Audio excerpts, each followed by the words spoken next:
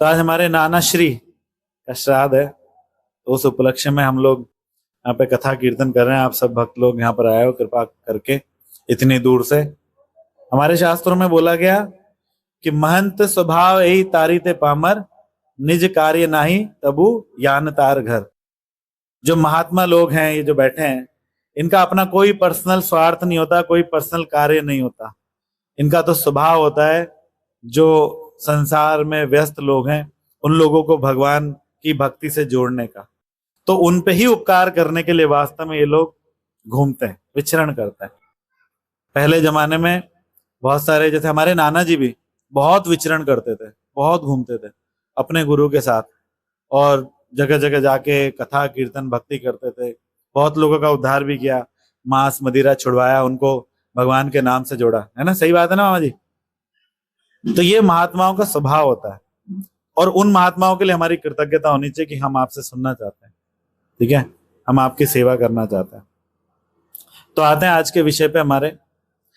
जब कोई जीव किसी परिवार विशेष में, किसी घर विशेष में जन्म लेता है, तो उसके जन्म के साथ ही उसको कुछ अधिकार प्राप्त हो जाते हैं, है कि नहीं?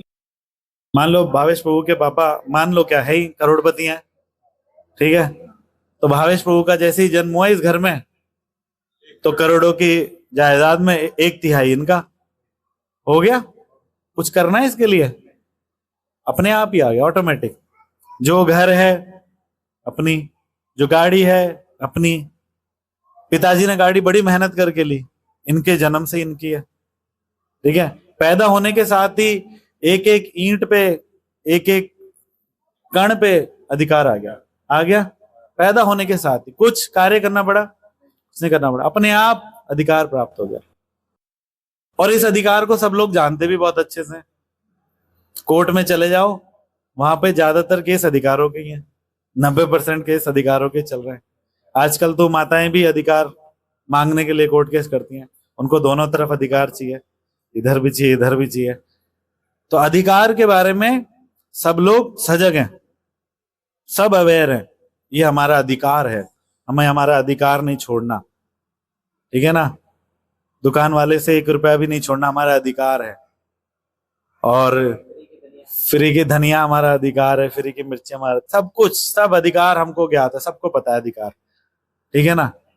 लेकिन अधिकार के साथ साथ जब हम एक घर में, किसी घर में, किसी परिवार विशेष में जन्म लेते हैं, तो अधिकार के साथ साथ एक और चीज मिलती है। क्या मिलती है? Yes, very nice. बड़ा कॉन्फिडेंटली इसने बोला, बहुत बहुत ही कॉन्फिडेंटली बोला इसने। रिस्पॉन्सिबिलिटी, उस परिवार विशेष के प्रति हमारे कर्तव्य भी बंध जाते हैं।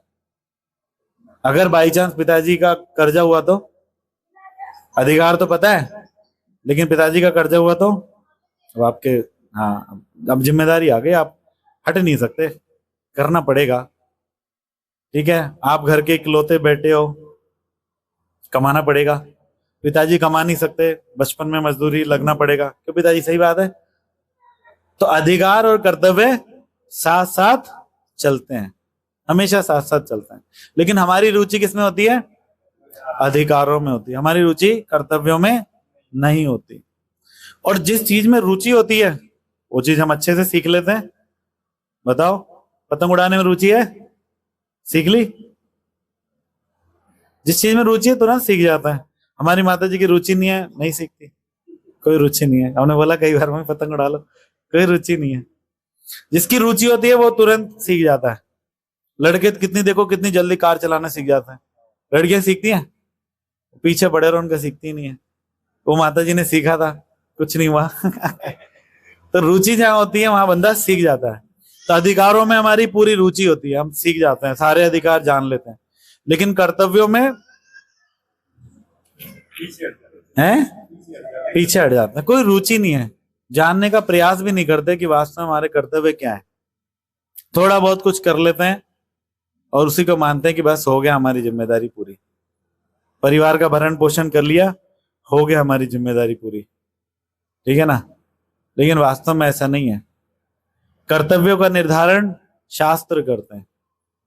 शास्त्रों ने एक व्यक्ति विशेष के लिए बहुत प्रकार के कर्तव्य बताए। प्रभुपाद कहते थे कि एक गृहस्थ का ये कर्तव्य है, मैं कुछ सैंपल्स आपको बताता हूँ।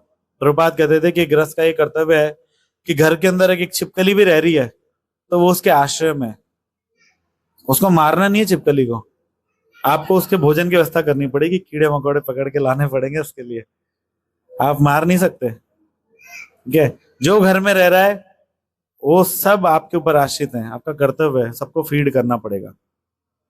लेकिन हमें इनवाइट भी नहीं करना।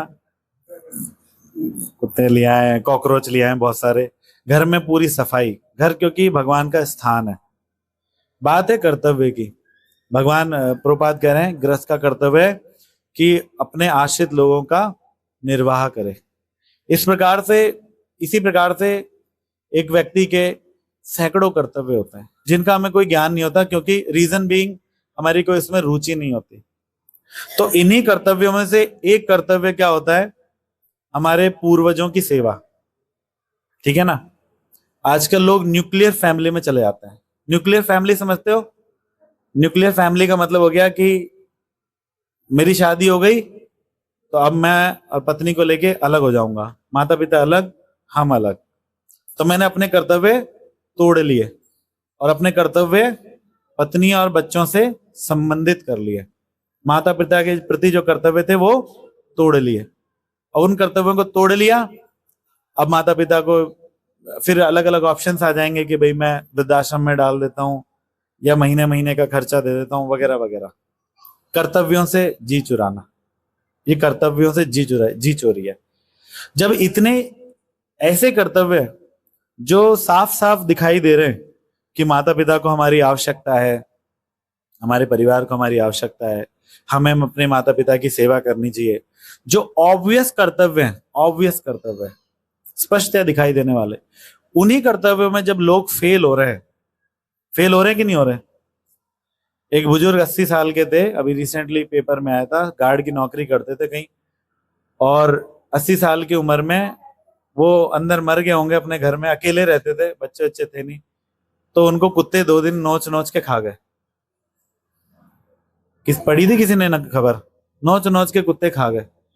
तो ये तो दिखने वाला कर्तव्य है कि हमें अपने माता पिता की सेवा करनी है, उनसे प्रिय वचन बोलने हैं, ठीक है, उनकी शुश्रूषा करनी है, बीमारी में देखभाल करनी है, हारी बीमारी, उनके बुढ़ापे में उनका सहयोग करना है। ये तो आंखों से दिखने वाला कर्तव्य है, दिख ही रहा है।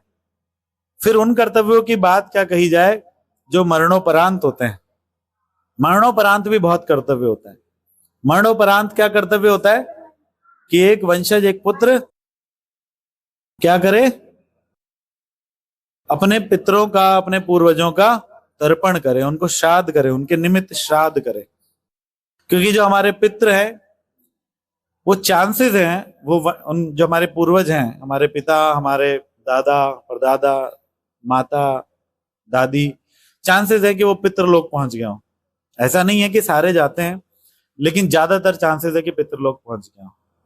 तो अगर वो पितृलोक पहुंच गए हैं जहां पे वो बहुत ही दयनीय अवस्था में, कोई मजे की जिंदगी नहीं है वहां पे, बहुत दयनीय अवस्था है, तो वहां पर सिस्टम ये है कि आप यहाँ पे श्राद्ध करोगे तो उनको खाने को दिया जाएगा, आपका दिया हुआ ही वहां पहुंचेगा। वहां ना चूल्हा है, ना एलपीजी है, ना सिलेंडर है, ना अन्न है, कोई खेती भी नहीं होती। वो लोक ऐसा ही है, वहां लोक, उस लोक में, पितृलोक में खाना यहां से पहुंचाया जाता है। श्राद्ध मास की सप्तमी तिथि को अगर हमारे नाना जी का श्राद्ध है तो आज हम उनको श्राद्ध करेंगे, भोग लगाएंगे, तो वो उनको पहुंचेगा। फिर 1 साल बाद जब श्राद्ध मास की सप्तमी आएगी तब वहां पर उस पितृलोक में 1 दिन गुजरेगा। कितना दिन गुजरेगा? 1 दिन। तो हमारा फिर अगले साल जब हम भोग लगाएंगे तो अगले दिन का खाना उनको पहुंचेगा। ठीक है ना। ये भगवान का सिस्टम बनाया हुआ है। और जो लोग अपने पितरों का तर्पण नहीं करते तो उन पितरों को, जो पितृलोक में, उनको वहां के जो दूत हैं वो मारते हैं, पीटते हैं कि तेरे कैसे, तेरे वंशज हैं जो तेरा तर्पण भी नहीं करते, तुझे भी भूखा रखा है, हमें भी भूखा रखा हुआ है। उनकी भी व्यवस्था हमें ही करनी होती है। जब कोई, जिसकी मृत्यु हो जाती है तो 13 दिन तक भी पिंडदान चलता है, गरुड़ पुराण में वर्णन है। तो उन पिंडदान से वो जो मृत आत्मा है और जो यमदूत हैं वो पांचों खाते हैं। और अगर वो नहीं पिंडदान कर रहे होते, जैसे आजकल मैंने एक ऐसा केस देखा, हमारे ऑफिस में थे वो, और बहुत ऊंची पोस्ट पर थे, बहुत कमाते थे, ठीक है, इतना कमाया हुआ, देखो कमाया हुआ क्या उनके काम आया, उनके पुत्र ने उनका वो इलेक्ट्रिक जो होता है दाह संस्कार वाला, उसमें डाल के दाह संस्कार कर दिया। कोई तर्पण नहीं, कोई क्रिया विरिया कुछ भी नहीं। तो ऐसी जीवात्माओं को यमदूत बहुत मारते हैं, बहुत मारता है कि तूने ये संस्कार दिया अपने वंशजों को जो तर्पण भी नहीं कर रहे तेरा, हमें तो छोड़, तुझे भी नहीं खिला रहे, तो हम भी भूखे हैं, ड्यूटी पे आए हैं, सरकारी नौकरी है, ड्यूटी पे आए, टीए डीए देते नहीं है यमराज जी, और तू खिलाने की व्यवस्था नहीं करी तूने। बहुत मारते। तो एक व्यक्ति जिसको अपने कर्तव्यों का जीते जी ज्ञान नहीं है, मरणोपरांत क्या ज्ञान रहेगा उसको? मैं जीते जी अपने माता पिता के प्रति कर्तव्यों को पूरा नहीं करना, उनके मरने के उपरांत क्या करूंगा? और करूंगा तो खाना पूर्ति के लिए किसी के कहने पे अंगीरा जलाया, लगाया, कुछ हो गया, पता नहीं हुआ कि नहीं हुआ, उसको खुद को भी नहीं पता। जो लोग श्राद्ध करते हैं, अगर उनसे पूछा जाए कि आपको पूरा भरोसा है इस पे, इस प्रोसेस पे जो आप कर रहे हो कि हो गया, वो नहीं, हम तो यही देखते आए हैं, तो हमने जैसे अपने दादा को देखा, पिता को देखा, वैसे हमने कर दिया। लेकिन विधि नहीं है, ना उनके पास विधि है, ना उनके पास ज्ञान है, ना उनके पास श्रद्धा है। जब तक गाड़ी चल रही है चल रही है, वरना उनकी कोई इसमें रुचि नहीं है। आजकल तो लोग अपने एक एक बच्चे को, दो दो बच्चे को बाहर भेज देते हैं, अमेरिका, यूएस, कनाडा, ऑस्ट्रेलिया। तो वो लोग आते थोड़ी हैं, मरते मरते ही नहीं पहुंचते। श्राद्ध व्राद्ध करते होंगे, मैंने अपने ऑफिस में बहुत लोगों को देखा, सबके ज्यादातर के बच्चे बाहर सेटल है, उनको होश ही नहीं रहता होली दिवाली का, श्राद्धों की तारीखों का कहाँ होश रहेगा। ये बहुत कॉमन सिचुएशन हो गई है, जयपुर में भी हो रहा है, और धीरे धीरे इसका और डिग्रेडेशन होगा। तो एक व्यक्ति जिसको अपने कर्तव्यों का ज्ञान नहीं है, अधिकारों का सबको पता है, मर जाएगा पिताजी तो प्रॉपर्टी में हिस्सा ले लेगा, वो कैसे भी ये इनके इन प्रकार हिस्सा निकाल लेगा। अभी वो मरा, करिश्मा कपूर का पति, उसके पास कितना 30,000 करोड़ यानी कितने हजार करोड़ की संपत्ति है, ठीक है, उसका तलाक भी हो गया करिश्मा कपूर का 10-12 साल पहले, लेकिन फिर भी वो बच्चों को लेके कोर्ट में पहुंच गई कि हमारा हिस्सा, अधिकार। लेकिन कर्तव्य नहीं हो रहे थे तो तलाक हो गया। तलाक क्यों हुआ था? कर्तव्य नहीं कर रही होगी डेफिनेटली, इसलिए हुआ होगा। तो अधिकारों में रुचि है, कर्तव्यों में किसी की रुचि नहीं है। तो भगवान कह रहे हैं भगवत गीता में, यह 18वें अध्याय का 7वां श्लोक है, बहुत सुंदर श्लोक है। यहाँ पे भगवान कह रहे हैं, नियतस्य तु संन्यास, नियतस्य तु संन्यास कर्मणो न उपपद्यते, कर्मणो न उपपद्यते मोहातस्य परित्यागस, मोहातस्य परित्याग तामसः परिकीर्तिता, तामसः परिकीर्तिता। नियतस्य तु संन्यास, किसी भी व्यक्ति को अपने निर्दिष्ट कर्तव्यों का कभी भी त्याग नहीं करना चाहिए। किसी भी सिचुएशन में आप अपने कर्तव्यों का त्याग नहीं कर सकते, आपको अलाउड ही नहीं है। कोई आपके जो भी कर्तव्य है, जीते जी के कर्तव्य और माता पिता के मरने के बाद के भी कर्तव्य, किसी भी सिचुएशन में त्याग नहीं कर सकते, ठीक है ना। यदि कोई मोहवश, मोहवश मतलब कोई पागल व्यक्ति, मोह किसको बोलते हैं? पागलपन को। कोई पागलपन के कारण अपने नियत कर्मों का परित्याग कर देता है, तो ऐसे त्याग को तामसी कहा जाता है। तो अपने कर्तव्यों को त्यागने वाला व्यक्ति कौन है? तमोगुणी व्यक्ति है। अपने कर्तव्यों को त्यागने वाला व्यक्ति कौन है? अपने कर्तव्यों को त्यागने वाला व्यक्ति कौन है? अपने कर्तव्यों को त्यागने वाला व्यक्ति कौन है? तमोगुणी। तो तमोगुणी क्या होता है? तमोगुणी कोई बहुत अच्छी डिग्री है या क्या है? क्या होता है तमोगुणी? गीता में ही भगवान ने बोला, उद्धर्वम गच्छन्ति सत्वस्था, बोलो उद्धर्वम गच्छन्ति सत्वस्था, गच्छन्ति सत्वसा मध्य तिष्ठन्ति राजसा मध्ये तिष्ठन्ति राजसा अधो गुण वृत्तिस्था अधो गुणवृत्तस्या अधो गच्छन्ति तामसा। अधो गच्छन्ति तामसा। जो तामसी लोग हैं, तमोगुणी लोग हैं, वो नीच योनियों में जाते हैं, नीच लोकों में जाते हैं और नीच योनियों में जाते हैं। हमारे हम में से कोई भी व्यक्ति अगले जीवन में कुत्ता, गधा, सूअर, भालू, गीदड़, भेड़िया कोई बनना चाहता है? कोई नहीं बनना चाहेगा। कोई नरक जाना चाहता है?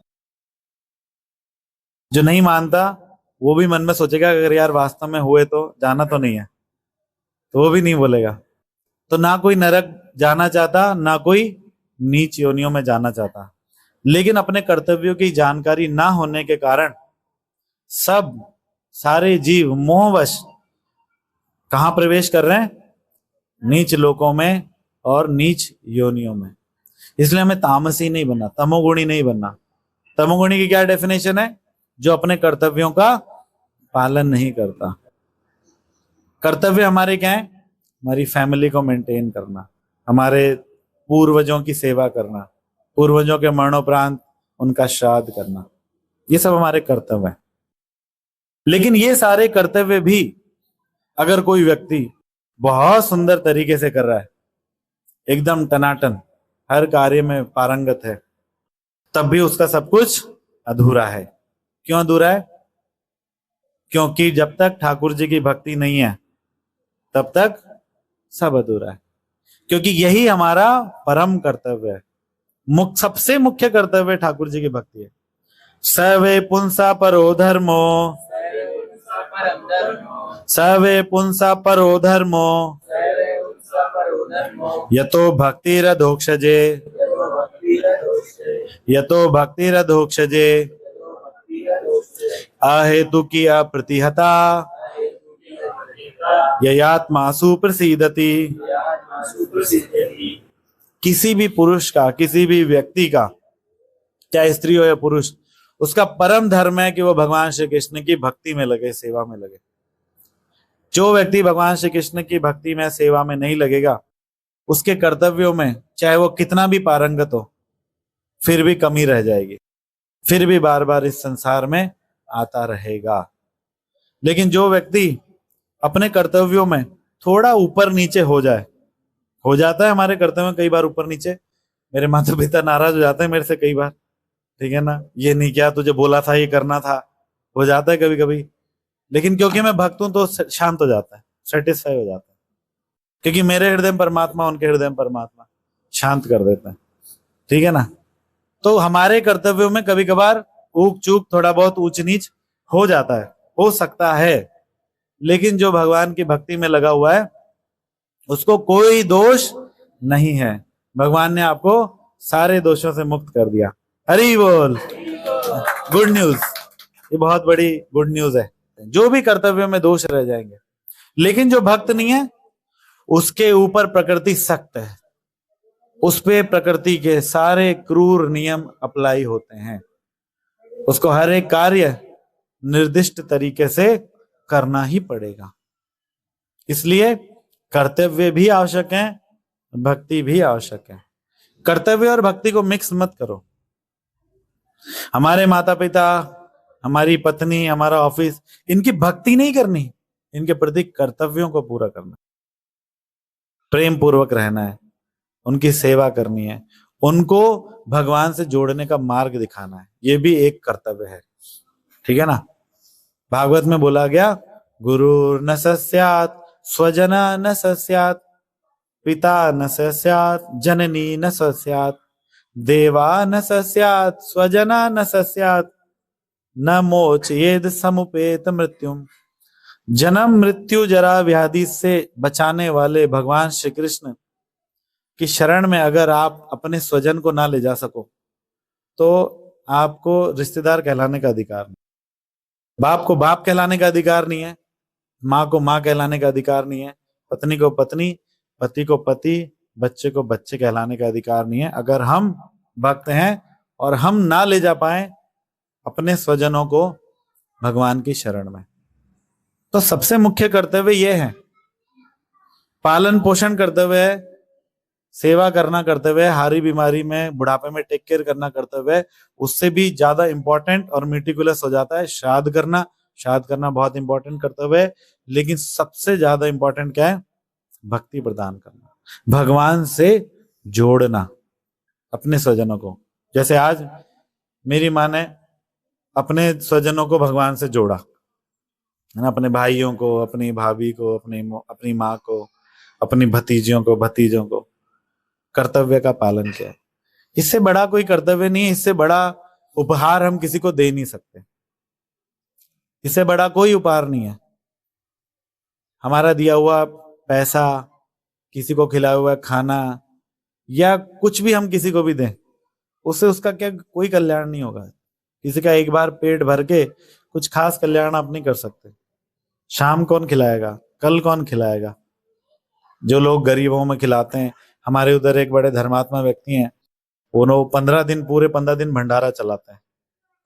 ठीक है, अच्छा है, कुछ तो कर रहे हैं, अच्छा है, लेकिन इससे ना उनकी प्रगति है, ना उनके पूर्वजों की प्रगति है, ना जो खा रहे हैं उनकी प्रगति, किसी की भी प्रगति नहीं है।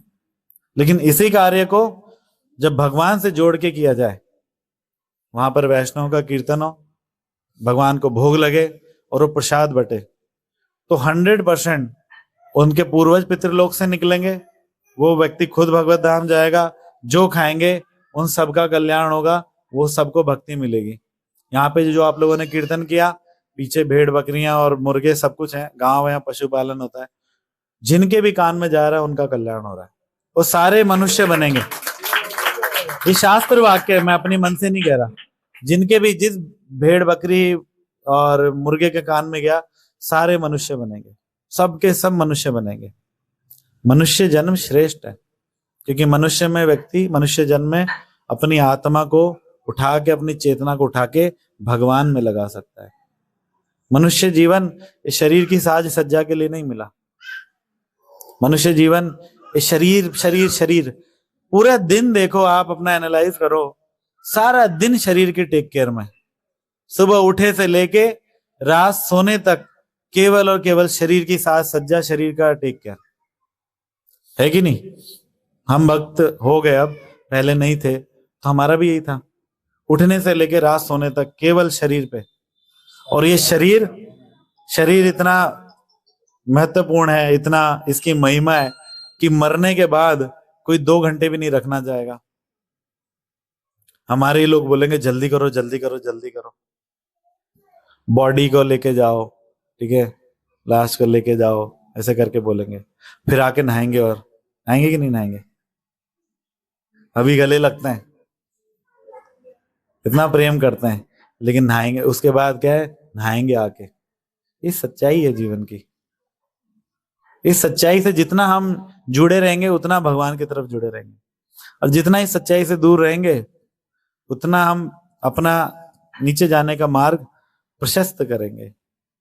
तो शरीर की साज सज्जा, शरीर का मेंटेनेंस, इस पे करना है, इस पे काम करना है, ऑफ कोर्स, ठीक है। हम भी साज सज्जा, देखो मैं कुर्ता पूरा प्रेस वेस करा के तरीके से लेके आया हूं, लेकिन मेरा पर्पस क्या है? पर्पस मेरा कुछ और है, मेरे जीवन का भी उद्देश्य कुछ और है, और कुर्ता प्रेस करने का उद्देश्य भी कुछ और है।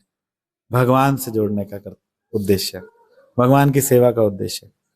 लेकिन जिनके पास भगवान नहीं है, केवल शरीर शरीर शरीर, इसलिए उनके जीवन में उनके सुख भी क्षणिक रहते हैं, उनका आनंद भी क्षणिक रहता है, परेशान रहते हैं।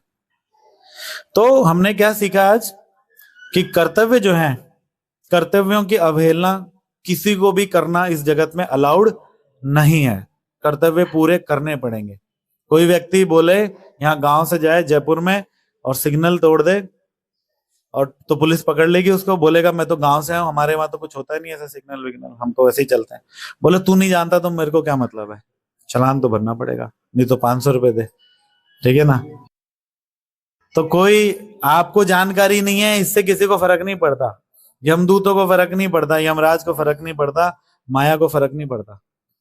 आप जानकारी लो भैया, जानकारी लो, आपकी जिम्मेदारी है। तो जानकारी लेने के लिए संतों के पास जाओ। हम जानकारी लेने के लिए टीवी पे जाते हैं, मोबाइल, और घर में जो हमने दादी नानी और इनसे सीखा कथाएं, ये सब में कुछ नहीं रखा, सब वेस्ट है। हमें सीखना है शास्त्रों से, और शास्त्र बोलने वाले साधुओं से, वरना हमें हमारे कर्तव्यों का भी ज्ञान नहीं होगा, और बिना कर्तव्यों का ज्ञान हुए तमोगुण में प्रवेश करेंगे। ठीक है। और यहाँ पर इससे पहले भगवान कह रहे हैं, एतानि अपि तु कर्माणि संग त्यक्त्वा फलानि च कर्तव्यानीति में पार्थ निश्चितम मतम उत्तमम। इन सारे कार्यों को किसी प्रकार की आसक्ति या फल की आशा के बिना संपन्न करना चाहिए। हे प्रथा पुत्र, इन्हें कर्तव्य मानकर संपन्न किया जाना चाहिए, यही मेरा अंतिम मत है। तो भगवान कह रहे हैं कि अपने सारे कर्तव्यों को बिना किसी फल की आशा के संपन्न करो। फल किसको अर्पित करना है? भगवान को। ठीक है। आज हमने ये कार्य किया, हम इतनी दूर से आए, अपना समय लगा, प्रभु जी अपना ऑफिस छोड़ के आए और भी अपना ऑफिस छोड़ के आए, तो हमने एक कार्य किया, लेकिन फल किसको अर्पित किया? भगवान को। तो हमारा कार्य सफल हुआ। जो फल को अपने पास रख लेते हैं वो क्या करते हैं? वो बंधन में बंधते हैं। ठीक है। बंधन में बंधने का मतलब है कि जैसे मेरी इस घर में बहुत आसक्ति है, ठीक है, क्योंकि ये घर मैंने अपने कर्मों से बनाया, अपने परिश्रम से बनाया। घर में आसक्ति है, घर घर घर, परिवार परिवार परिवार। तो इसी घर में किसी छिपकली, किसी बकरी, किसी चींटी के रूप में वापस आ जाऊंगा। ये आसक्ति का कमाल है, इतना नीचे गिरा देती है आसक्ति। और अगर आसक्ति भगवान में, भगवान के भक्तों में, तो घर बार से छुटकारा हो जाएगा। एक व्यक्ति था, वो हलवाई था, जलेबियां बनाता था, मर गया। मरने के बाद में बेटा दुकान संभालने लगा। तो एक दिन बकरियों का झुंड जा रहा था, एक बकरी ने जलेबी के पास में आके थोड़ा सा ऐसे मुंह मारा, उसने निकाला अपना डंडा और खटाक से जोरदार मारा। तो नारद मुनि देख के हंसते हैं। तो एक व्यक्ति बोला कि क्यों हंस रहे हो आप प्रभु? बोले इसलिए हंस रहा हूं क्योंकि ये बकरी जो है ये इसका बाप थी, जो इस दुकान का ध्यान रखता था, और इतना इसने परिश्रम लगाया था इस दुकान में, और इतना ज्यादा इसको बेटे पे, दुकान पे, धन कमाने पे परिश्रम लगाया था। अब कर्मों के कारण बकरी बन गया, और जिसको सब कुछ देकर गया, हाय मेरा बेटा इसी को सब कुछ देना है, उसने खींच के लठ मारा। ये है सच्चाई। तो ये जानने की चीजें हैं। जो ये नहीं जानता वो अपना नुकसान करेगा, उसका कैसे कल्याण होगा? ऐसी बहुत सारी कथाएं आती हैं, ये तो मैंने एक सुनाई आपको। तो अपने परम कर्तव्य को पहचानो। हमारा परम कर्तव्य भगवान की भक्ति करना, भगवान का नाम लेना, भगवान का नाम लेना, गीता भागवत पढ़ना, भक्तों की सेवा करना, भक्तों से सुनना, ये हमारा परम कर्तव्य। जो चीज टॉप मोस्ट चीज पकड़ लेता है जो व्यक्ति, धीरे धीरे उसके नीचे की चीजें ठीक होने लग जाती है ना? सही बात है ना? लेकिन जो नीचे ही गड़बड़ कर रहा है वो ऊपर कब पहुंचेगा? तो पहुंच ही नहीं पाएगा। इसलिए टॉप मोस्ट चीज को पकड़ो, भगवान की भक्ति को, भगवान के नाम को। कितना सरल सा नाम है, हरे कृष्ण कृष्ण कृष्ण हरे हरे, हरे राम राम राम हरे हरे।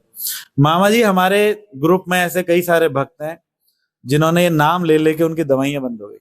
बताओ रमेश प्रभु जी, पहले कितनी खाते थे और अब कितनी खाते हैं? सारी दवाई बंद।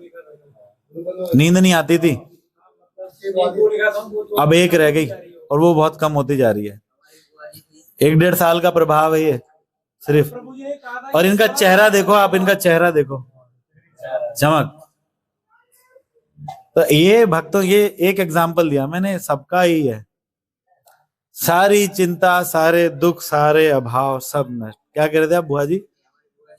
हाँ, वो नींद के लिए उनके हस्बैंड डॉक्टर हैं, बहुत बड़े फिजिशियन हैं, और अभी जो मतलब उनकी पहुंच इतनी है कि एसएमएस के जो हेड हैं, जो बड़े बड़े, उनके साथ उनको उठना पड़ेगा। और उनकी जो वाइफ है, तो उनको नींद नहीं आ रही थी, वो 3 टाइम नींद की गोली खाती, 3 टाइम, 2 गोली 3 टाइम, 2 गोली 3 टाइम। और फिर अब 2 महीने हुए हरे कृष्ण महामंत्र जप किया, 1 महीने में उनने सारी गोली छोड़ दी। उनने ये कर लिया कि जब नींद कर लिया माला उठाओ। फिर धीरे-धीरे और बहुत अच्छा। अब आप देखो ये जो है, हाँ इनकी दीदी के साथ भी हुआ। मेरी दीदी को वो क्या है कि यहाँ पे टीबी हो गया था पहले में, तो डॉक्टर ने बोला कि दवाई ले लो, तो ओम हॉस्पिटल है 5 नंबर में, उसने दवाई दी तो कुछ नहीं, उससे पैरों में सूजन आ गई। एक दवाई ली, पैरों में सूजन आ गई। फिर अस्थमा भवन में जाया गया तो पैरों की जांच करवाई, तो बोले कि दवाई थोड़ी चेंज कर दो। उसकी दवाई ली तो आंखों की 90% रोशनी चली गई। तो पिछले साल की बात है, पिछले साल की बात है।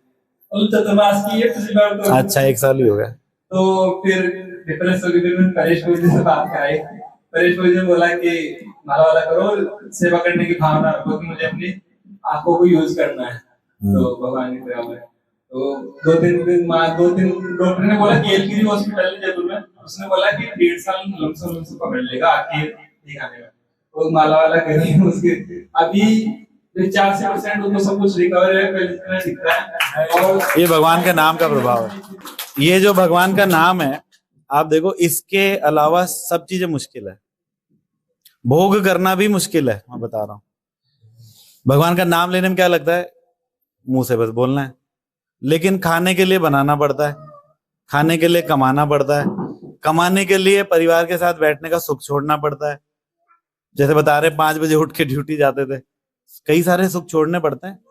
इस जगत में कोई there is no free lunch, कोई मुफ्त का कुछ नहीं है इस जगत में। हर एक चीज के लिए आपको कुछ ना कुछ कीमत चुकानी पड़ती है।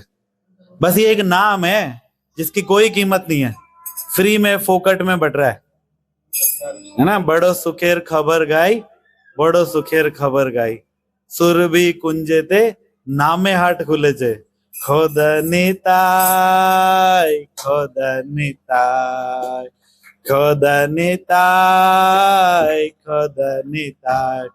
बहुत सुख की खबर है मेरे भाई, सुनो। नित्यानंद प्रभु ने खुद भगवान नाम की एक हाट खोली है, यानी दुकान खोली है, और सबको क्या कर रहे हैं, फ्री बांट रहे हैं। श्रद्धा का मूल्य ले रहे हैं और भगवान का नाम बांट। तो ये जो भगवान का नाम है, इसके अलावा हर चीज मुश्किल है। लोगों के पास इतनी समस्याएं हैं तो गोलियां खाते हैं। तो गोलियां खाना सरल है या नाम लेना सरल है? किसी के पास जाना, उससे राय मशविरा करना सरल है या नाम लेना सरल है? नाम लेना।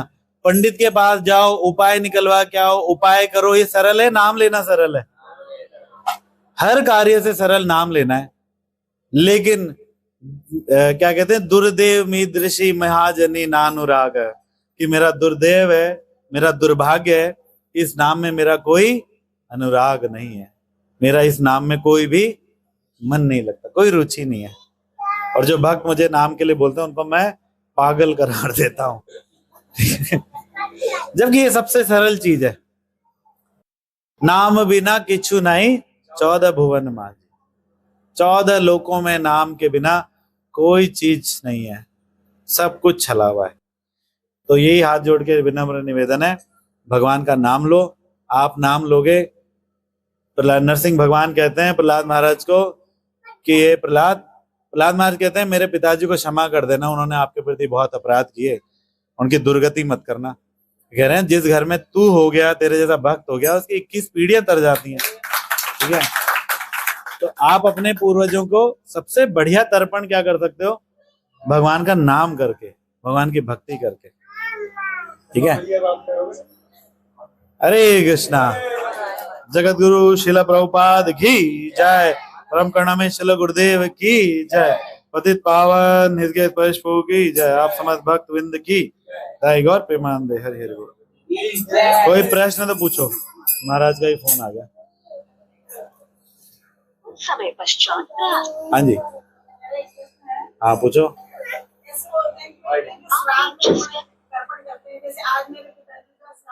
हाँ